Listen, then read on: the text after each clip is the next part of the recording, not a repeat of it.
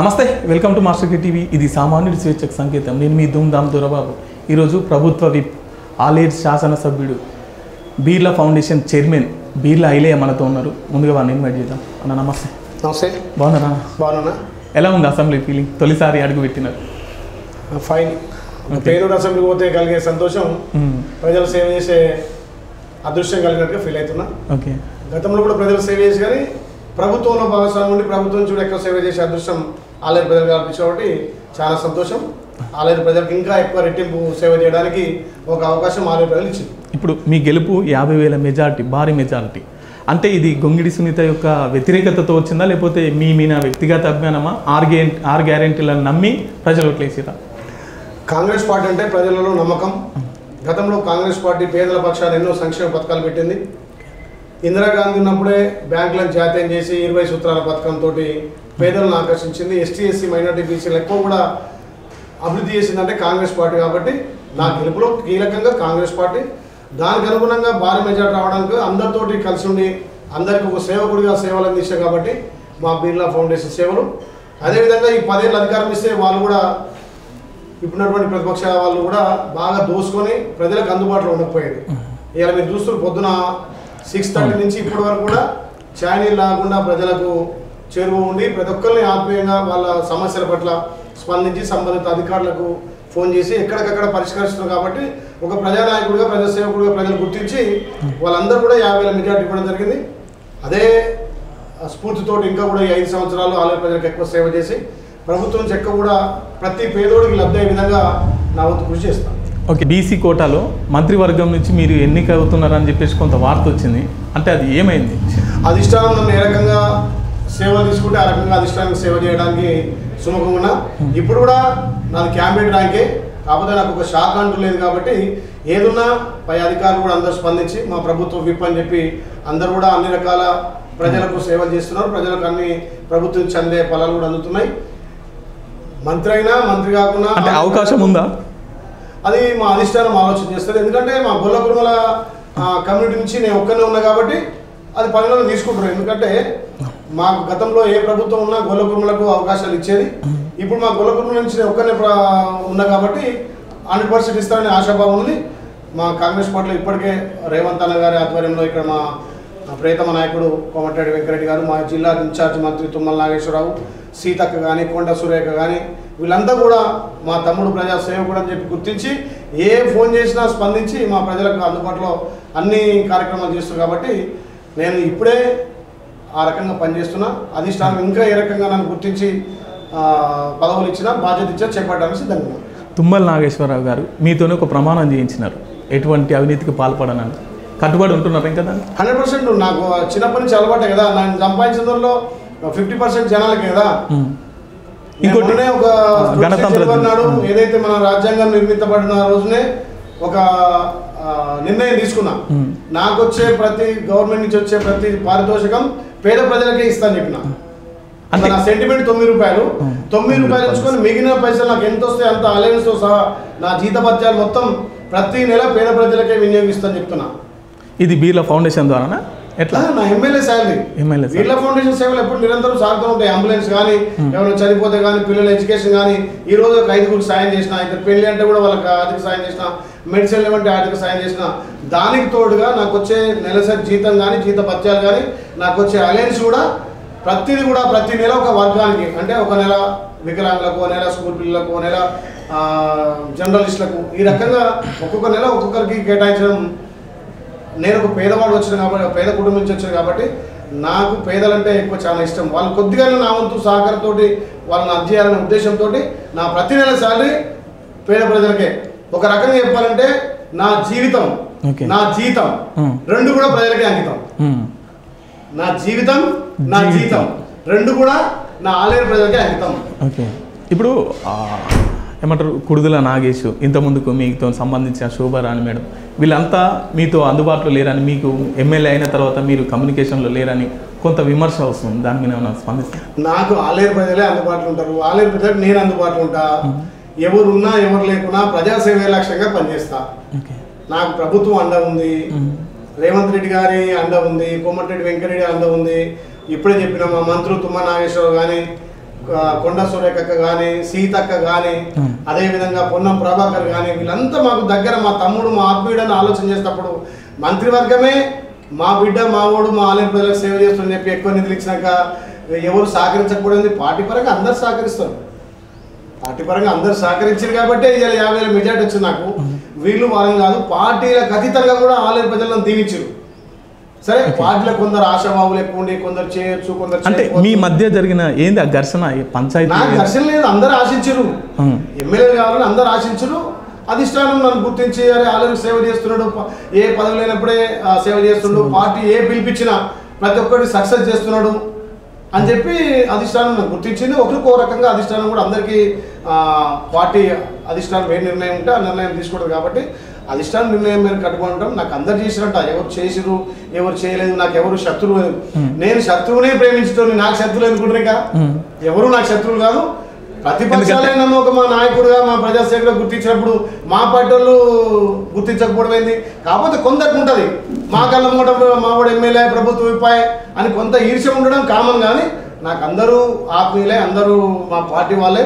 ఎవరినొకరు అటు ఇటు అయినా అందరినీ కలుపుకొని పోయి అందరితో అన్న తమ్మి అక్క చెల్లని కలిపిపోయడం తప్ప నాకు విరోధాలు ఉండవు. ఇటువంటి సందర్భంలోనే కల్లూరు రామచంద్రారెడ్డి మొన్న ఆలేరు జరిగిన ముఖ్యమంత్రి మీటింగ్లో బీఆర్ఎస్ కండ కప్పుకుండా అనేది వస్తున్నటువంటి వార్త. కల్లూరు రామచంద్రారెడ్డి కూడా సేవా గుణపడే మంచి వ్యక్తి. ఆయన కూడా సేవ చేయాలనే దృక్పథంతో రాజకీయాలకు వచ్చిండు. సరే, కొన్ని పరిస్థితుల ప్రభావం వల్ల ఆయన పార్టీని మారాల్సి వచ్చింది. దానికి ఆయన ఓన్ డిసిషన్ కాబట్టి మనం ఏం లేం. వ్యక్తిగతంగా మాత్రం నాకు మంచి మిత్రుడే. నాలుగనే సేవా కార్యక్రమాలు గత 10 సంవత్సరాల నుంచి కూడా ఆయన ఒక కల్లూరు ఫౌండేషన్ తోటి పేదవాళ్ళకి సాయం చేసే వ్యక్తి. సరే, పార్టీ మారిండు, ఆయన సొంత నిర్ణయం కాబట్టి ఏ పార్టీ ఉన్నా వాళ్ళంతా మంచిగా ఉండాలి. నేను ఒకటే కోరుకుంటా, ప్రజాసేవ చేసేటోడు అందరూ కూడా ప్రజలకు చేరువ కావాలి. సేవా గుణం ఉన్న వాళ్ళందరూ కూడా నేను ప్రేమిస్తా. ఎందుకంటే సేవా గుణం అనేది ప్రతి పేదవాడికి ఎంతో ఫలమంతుంది కాబట్టి ఆపదకో సాపదకో మంచికో చెడుకో ఇలాంటి వాళ్ళు చేసే కార్యక్రమాలు మంచివి కాబట్టి కల్లూరు రామచంద్రారెడ్డి కూడా మంచి వ్యక్తి, సేవా గుణం ఉన్న వ్యక్తి. ఓకే, 6 గ్యారెంటీలు 100 రోజులలో అమలు చేస్తా అని చెప్పినారు. ఇప్పటికి 2 నెలలు అయిపోతుంది, ఇంకా 2 గ్యారెంటీలు అమలు చేశారు. అంటే మిగతా అమలు అవుతాయా లేకపోతే 50 రోజులనే 2 ఇంప్లిమెంట్ చేసినాం. తెలంగాణ ప్రజలు ఆస్వాదించారు, మా ప్రభుత్వం అనుకొని మా పాలన అనుకొని చేశారు. గెలిచిన 48 గంటల్లోనే 2 ఇంప్లిమెంట్ చేసినాం. తెలంగాణ మహిళలకు ఉచిత ఆర్టీసీ సౌకర్యం, తెలంగాణలో ప్రతి పేదోడికి ఆరోగ్యశ్రీ పథకం 5 లక్షలు ఉంటే 10 లక్షలు చేసినాం. ఈ 2 గెలిచిన 48 గంటల్లో ఇంప్లిమెంట్ చేసినాం. మా ప్రియతమ నాయకుడు రాష్ట్ర ముఖ్యమంత్రి వారు మంత్రివర్గం కూడా ఈ 2-3 రోజులనే ఒక డిసిషన్ తీసుకుంటున్నారు. ఈ వారంలో మళ్ళీ మా అక్క చెల్లెలకు మహిళలకు తీపి కబురుగా 500కే గ్యాస్ కావచ్చు, 200 యూనిట్లు కావచ్చు, ఇంకా 2-3 నిర్ణయాలు తీసుకుంటున్నారు. ఈ వారం 10లో ఇంప్లిమెంట్ చేస్తాం. రేవంత్ రెడ్డి గారు ఏదైతే 100 రోజులలో అమలు చేస్తాడో తెలంగాణ ప్రభుత్వం చిత్తశుద్ధితో ఉంది. ఇచ్చిన 6 గ్యారెంటీలు ఖచ్చితంగా అమలు చేస్తారు. కేటీఆర్ ఏమంటున్నంటే 6 గ్యారెంటీలు కాదు, అందులో భాగంగానే కళ్యాణ లక్ష్మి షాదీ ముబారక్ సంబంధించి మొన్న మీరు చెక్కులు పంపిణీ చేసినారు. తర్వాత రేవంత్ రెడ్డి చెప్పినాడు ఆ చెక్కులతో పాటు తులం బంగారం ఇస్తాను, అది చేయలేకపోతున్నాడు. ఇప్పుడే కదా ప్రభుత్వం వచ్చింది, 50 రోజులే కదా, అన్నీ కూడా ఒక్కొక్కటి ఇంప్లిమెంట్ చేస్తాం. ఇప్పుడు రైతు బంధు చేస్తున్నాడు, 2 ఎకరాలు 2 ఎకరాలు 3 ఎకరాలు పడుతున్నది రైతు బంధు. గత ప్రభుత్వం కూడా పేద ప్రజల కోసం తీసుకున్న సంక్షేమ పథకాలు కూడా ఏ ఒక్కటి కూడా ప్రజలకు ఎక్కడ వచ్చి కట్ చేస్తలేదు. వాళ్ళు వేసే స్కీమ్ల మీద శ్వేతపత్రం ఇస్తున్నాం. కళ్యాణ లక్ష్మి షాదీ ముబారక్ మేము ఇచ్చినటువంటి తులం బంగారం కూడా ఇంప్లిమెంట్ చేయడానికి నిన్న గౌరవ ముఖ్యమంత్రి కూడా కార్యాచరణ చేస్తున్నాడు. ప్రజలకు ఏదైతే చేరువయ్యే పథకాలన్నిటి కూడా ఇంప్లిమెంట్ చేస్తాం. ఇందిరా మిల్లు అనుకోండి, రేషన్ కార్డు అనుకోండి, పేదోడికి ఏదైతే మేము మాట ఇచ్చినామో ఆ మాట నిలబెట్టుకొని మేము మాట ఇయ్యని కూడా మా గౌరవ ముఖ్యమంత్రి మంత్రివర్గం కూడా ఆలోచన చేసి తెలంగాణ ప్రజలకు తెలంగాణ సంపద ప్రతి గడపకు చెందాలి, బీదవారికి ప్రభుత్వం అండ ఉండాలి అనే భరోసా కల్పించడం. ఆ భరోసాను 100 రోజుల్లో నెరవేర్చబోతున్నాం. పేరుకే ఆలేరు ఎమ్మెల్యే, కానీ డెవలప్మెంట్ చేసేది మొత్తం గుట్టను, ఆలేరును పట్టించుకోవట్లేదు. ఎందుకంటే అండర్ గ్రౌండ్ బ్రిడ్జ్ కావచ్చు, తర్వాత వాగు పైన ఉన్న బ్రిడ్జ్ కావచ్చు. ఇంకొకటి ఇప్పుడున్న సమస్య ఏంటంటే ఆలేరును రెవెన్యూ డివిజన్ చేస్తారా చేయరా? మీరు కూడా ఆలోచన చేయండి. నేను గెలిచిన వారం రోజులనే ప్రపంచంలో ప్రఖ్యాతిగాంచిన జైన్ టెంపుల్, అక్కడ సోమేశ్వర టెంపుల్, 2 టెంపుల్ ఉంటాయి. చిన్నపాటి వర్షం పడితే పొలంపై ఒక శ్రీలంక తయారవుతుంది. చుట్టూ నది ఉండి శ్రీలంక ఎట్లుంటుందో ఆ రకంగా చుట్టూ వర్షాలు పడితే చుట్టూ ఉన్నటువంటి వాగులు పొంగుతాయి.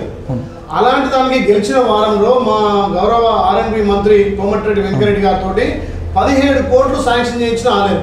ఇక్కడ హాజీపూర్ సంబంధించి కూడా 70 కోట్లు. నేను చెప్పేదండి, నేను గెలిచిన వారం రోజుల్లోనే 17 కోట్లు శాంక్షన్ చేసి మొన్న శిలాపలకం కూడా వేయించడం జరిగింది. దాని టెండర్ కూడా కంప్లీట్ కాబోతుంది. ఇక్కడ హాజీపూర్ సంబంధించిన బ్రిడ్జి మనం ఏది స్టోనింగ్ వచ్చింది, పని జరుగుతుంది, ఏది ప్రోగ్రెస్లో ఉంది. అక్కడ కూడా నాయనంపల్లి నుంచి అనంతపురం ఒక రోడ్డు, అదేవిధంగా మర్యాల వడపర్తి నుంచి చీకటి మామిడికి ఒక రోడ్డు 50 కోట్లతోటి మంత్రి గారితో శాంక్షన్ చేయించడం జరిగింది. నేను గెలిచి 100 రోజులు కాలే 100 కోట్లు ఆల్రెడీ తీసుకొచ్చిన. అండర్ పాస్ పెండింగ్ ఉన్నదాన్ని కాంట్రాక్టర్ పిలిచి మందలిచ్చి నీకు గవర్నమెంట్ నుంచి మేము నిధులు ఇస్తామని చెప్పి అండర్ పాస్ స్టార్ట్ చేసాం. అండర్ పాస్ పని వేగవంతం అయింది. అదే రకంగా కాలువపల్లి బ్రిడ్జ్ కూడా పిలిచి కాంట్రాక్టర్ పిలిచి ఆ బ్రిడ్జ్ పనులు కూడా స్టార్ట్ చేయించిన. ఎక్కడా ప్రజా సంక్షేమం ఆగలేదు, అభివృద్ధి కార్యక్రమం ఆగలేదు. గతంలో యాదగుట్ట అభివృద్ధి అని చెప్పారు, యాదగుట్టకు 100,000 కోట్లు పెట్టినా అని చెప్పి కేసీఆర్. కానీ ఇక్కడ స్థానికంగా ప్రజలకు ఏ రకంగా అభివృద్ధి కాలేదు. ఇవాళ మా మంత్రి ఐటీ మంత్రి శ్రీధర్ బాబు గారు ప్రతిపక్షంలో ఉన్నప్పుడు మా నియోజకవర్గానికి సంబంధం లేని కూడా ఇక్కడ ఆటో కార్మికులు పస్తులు ఉంటున్నారు. గత 40-30 సంవత్సరాల నుంచి ఆటో నమ్ముకొని బతికిన వాళ్ళకు ప్రతిపక్షంలో ఉండి కొట్లాడిన మా మంత్రి గారు, గౌరవ మంత్రి గారు మొన్న పోతే ఇమీడియట్లీ ఇక్కడ ఉన్నటువంటి ఈవో గారు కానీ సంబంధిత అధికారులకు కానీ పోలీస్ శాఖకు ఇక్కడ ఉన్నటువంటి ట్రాన్స్పోర్ట్ ఏది ట్రాఫిక్ వాళ్ళకు కూడా చెప్పడం జరిగింది. ఈ 2 రోజులు ఆటోలో పైకి అనుమతిస్తున్నాం, ఇంకోటి కార్యాచరణ చేసినాం. పైన యాదగుట్ట అంటే సెంటిమెంట్ అందరికి పేద ప్రజలకు. ఆరోగ్యం బాగాలేకున్నా ఎవరైనా తల్లిలో కాలం చేస్తే వారి దగ్గర నిద్రించడం ఆనవాయితీ. అలాంటిది కేసీఆర్ వచ్చి అభివృద్ధి పేరు డార్మెంట్ హాల్ లేకుండా పైన నిద్ర లేకుండా కిందికి పంపించింది అందరినీ. దాన్ని కూడా మేము ఇంప్లిమెంట్ చేసాం. ఈ వారం రోజుల్లో డార్మెంట్ హాల్ ఓపెన్ అవుతుంది. ఫస్ట్ విడతగా 500 నుంచి 5,000 మంది కూడా ఇక్కడ నిద్ర చేయడానికి తెలంగాణలో కాంగ్రెస్ పార్టీ ఆ చర్యలు తీసుకుంది. వచ్చే భక్తులకు లాట్రిన్, బాత్రూమ్, టాయిలెట్ సౌకర్యాలు కల్పిస్తున్నాం.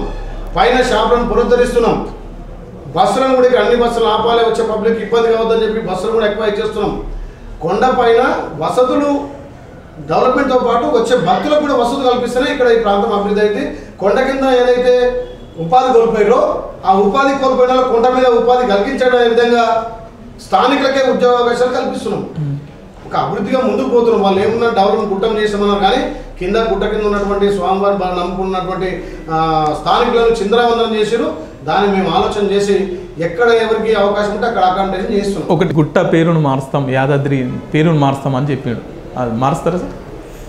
అది మా అధిష్టానంతో మంత్రివర్గం, గౌరవ ముఖ్యమంత్రి, ఎండోమెంట్ మినిస్టర్ అక్క కొండ సురేఖ గారితో చర్చించి అది ఏది పెడితే బాగుంటుంది, ఏముంటే బాగుంటుంది. వాస్తవానికి యాదగిరి గుట్ట అంటేనే అది బాగుంటాయి. కానీ ఈయనకు ఆంధ్రులు అంటే కేసీఆర్ మాకు ఒకటి యాదాద్రి, భద్రాద్రి అని ఆంధ్ర పేర్లు పెట్టిండు.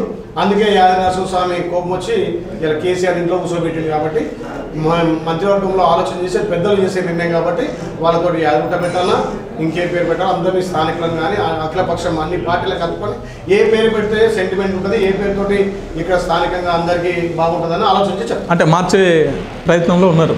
అందరి ఒపీనియన్ తీసుకుంటాం, నా వ్యక్తిగతం కాకుండా అందరి ఒపీనియన్ తోటి ఏ రకంగా బాగుంటుందో ఆ రకంగా ఆలోచన చేస్తాం. ఇంకోటి అద్దంకి దయాకర్, అతనికి ఎమ్మెల్యే ఇస్తామని చెప్పేసి మళ్ళీ కొంచెం లేట్ చేసినారు. తర్వాత మొన్న వచ్చే ఎమ్మెల్సీ కోటలో ఇస్తామన్నారు. దానిపైన మీ స్పందన? అధిష్టానం ఆలోచన చేస్తుంది. ఎవరికి ఎక్కడ అకామిడేట్ చేయాలో అధిష్టానం చూసుకుంటుంది. ఎందుకంటే అధిష్టానం పరిధిలో ఉంది కాబట్టి నేను దాని మీద కామెంట్ చేయలేను. ఏ పరిస్థితులలో ఎమ్మెల్సీ ఇవ్వలేకపోయారు, ఎందుకు ఇవ్వలేము, మరి అంతకన్నా పెద్ద పోస్ట్ ఇస్తారా, ఏం చేస్తారా అనేది అది అధిష్టానం చూసుకుంటుంది. కాబట్టి నేను చిన్న దాంట్లో ఆ విషయాలు నేను అంత క్షుణ్ణంగా పరిశీలించలేదు, అది అధిష్టానం చూసుకుంటాను. ఇంకోటి చివరిగా, సైకిల్ మీద కాలేజీకి వెళ్ళిన బీర్ల ఐలయ్య గారు ఈరోజు ప్రభుత్వ విప్పు, ఎన్ని కార్లు, ఫార్చునర్ కార్లు, ఇంత ఈ అభివృద్ధి సక్సెస్ సీక్రెట్ ఏంటంటే కష్టపడ్డా, వ్యాపారం చేసిన, ఓకే, పాల వ్యాపారం చేసిన, ఓకే, వ్యవసాయం చేసిన, యాగుట్ట మీద పేపర్ వేసిన, చిన్నప్పటి నుంచి కష్టపడే అలవాటు, దానితోడు రియల్ ఎస్టేట్ చేసిన, కలిసి వచ్చింది. 4 రూపాయలు సంపాదించిన, 4 రూపాయలు నా ఒక్కడికి ఎందుకన్నా 4 ప్రజలకు 2 రూపాయలు ఖర్చు పెడుతున్నా. రేపు నాకు ఏది వచ్చినా నేను పేద ప్రజల కోసమే ఖర్చు పెడతా. నాకు జీతం వస్తేనే జీతాన్ని పేద ప్రజలకు ఇచ్చిన, ఇంకా నాకు సంపాదన ఎందుకు?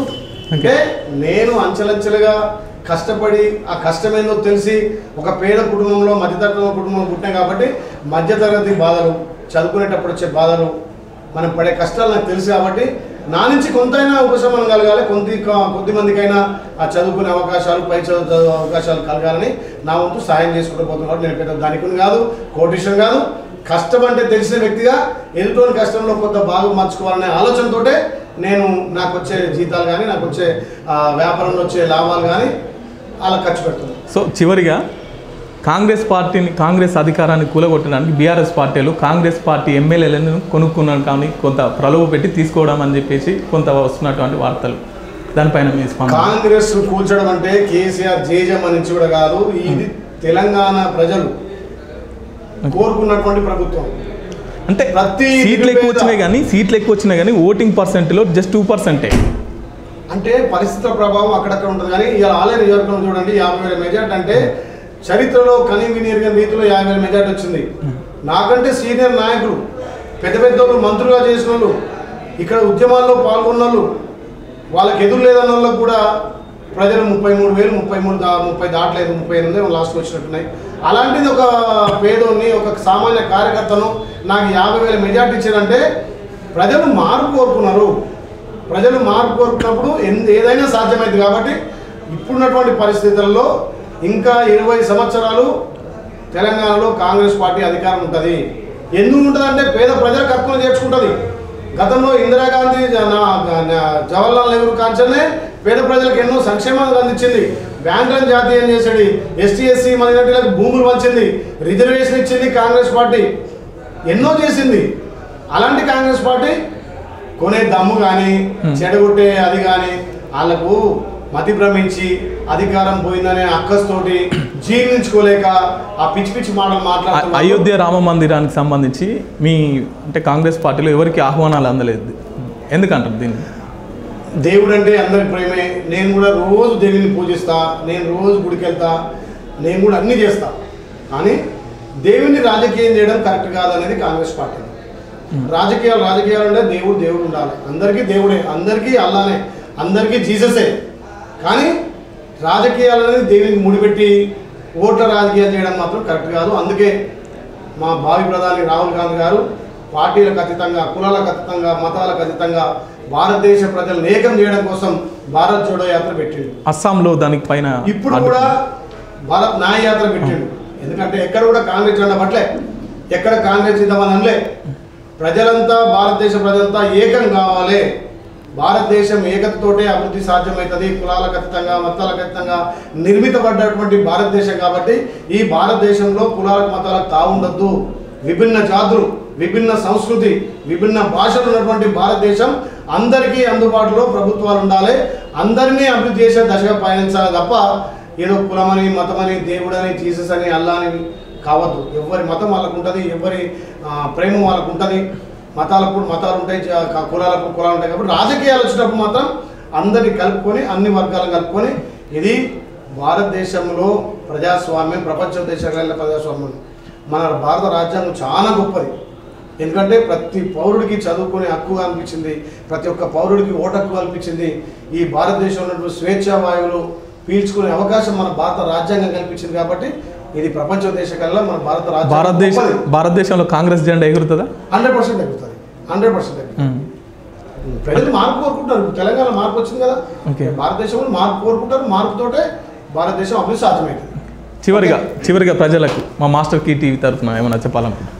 మాస్టర్ కీ తరఫున నాది ఒకటే విజ్ఞప్తి, పేద ప్రజలకు ఎక్కువ అధికార ఫలం అందాలని, అట్టడుగు వర్గ ప్రజలకు, ప్రతి కుటుంబానికి పార్టీలకు అతీతంగా, కులాలకు అతీతంగా, మతాలకు అతీతంగా అభివృద్ధి జరగాలన్నదే కాంగ్రెస్ పార్టీ ముఖ్య ఉద్దేశం. కాబట్టి ఇవాళ తెలంగాణ ప్రజలు కూడా మార్పు కోరుకున్నారు. ఆ మార్పుతో పాటే కాంగ్రెస్ పార్టీ అధికారంలోకి వస్తేనే బడుగు బలహీన వర్గాలకు, నిమ్న జాతులకు అందరూ కూడా అధికార పొందాలని ఆశించి ఇవాళ కాంగ్రెస్ పార్టీకి అధికారం ఇచ్చారు. అదే దిశగా మేము కూడా అట్టడుగు వర్గాల స్థాయిలకు తల్లి సోనియమ్మ ఇచ్చినటువంటి అభయస్థం 6 గ్యారెంటీలను కూడా ప్రతి బడుగు బలహీన వర్గాల, నిమ్న జాతులు అందరూ కూడా గ్రామాన అట్టడి వర్గం అందాలనే ఉద్దేశంతో మేము పనిచేస్తున్నాం. ఈ 100 రోజుల్లో ఇచ్చినటువంటి 6 గ్యారెంటీలు అమలు చేసుకుంటూ ఇంకా సంక్షేమ పథకాలను కొనసాగిస్తాం. ఇలా తెలంగాణ ప్రజలు కాంగ్రెస్ పార్టీ మీద నమ్మకంతో ఇలా అధికారం ఇచ్చారు. కాబట్టి రేపు పార్లమెంట్ ఎలక్షన్లో కూడా పెద్ద ఎత్తున కాంగ్రెస్ పార్టీ మీద నమ్మకంతో ఇలా 14 నుంచి 15 సీట్లు పార్లమెంట్ గెలవబోతున్నాం. మా ఉమ్మడి నల్గొండలో ప్రతి సీటు కూడా, అక్కడ నల్గొండ కానీ ఇక్కడ భువనగిరి పార్లమెంట్ కూడా 3 లక్షల పైచిలకు భారీ మేధతోటి కాంగ్రెస్ పార్టీ లోక్సభ గెలవబోతుంది. సో ఇదండి బీర్లా గారితో స్పెషల్ డిస్కషన్. చూస్తూనే ఉండండి master key TV. Thank you.